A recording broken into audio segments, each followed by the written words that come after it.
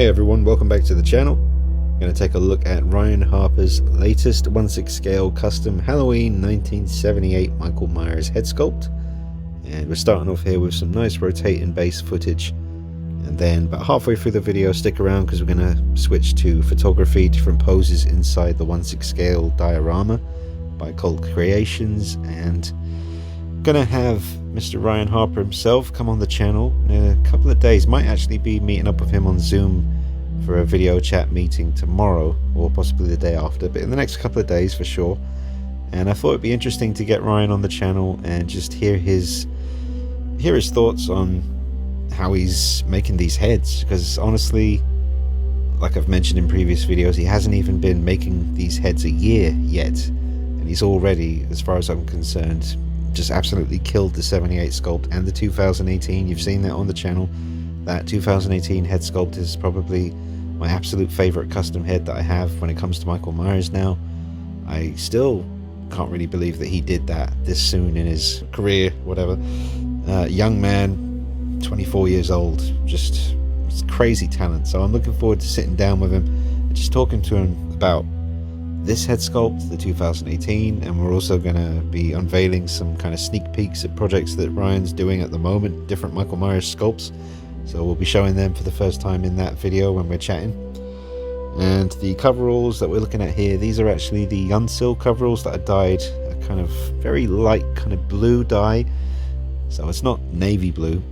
Obviously in the dark lighting here it looks a bit darker, but yeah, these are the Unsil coveralls and a very shaky camera. I just wanted to grab this footage for you quickly of the rotating base just so you can get all the angles, but you can see that sculpt and the hair as well. That's another thing I want to talk to Ryan about, and I don't want him to give away his secrets. I'm not going to ask him what hair are you using. I just want to kind of hear his thoughts on it. He might say, you know, but I wouldn't blame him if he didn't.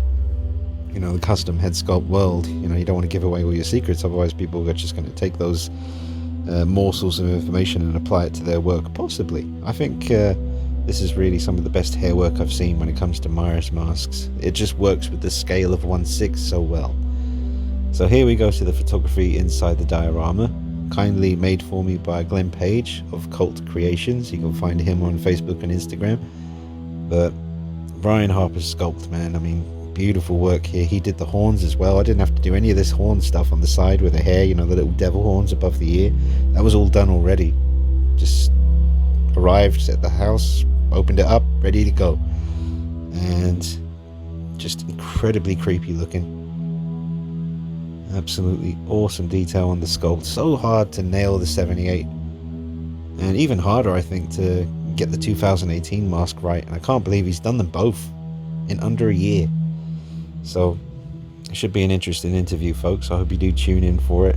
Just subscribe to the channel, hit the bell notification, that way you definitely won't miss out when that gets uploaded.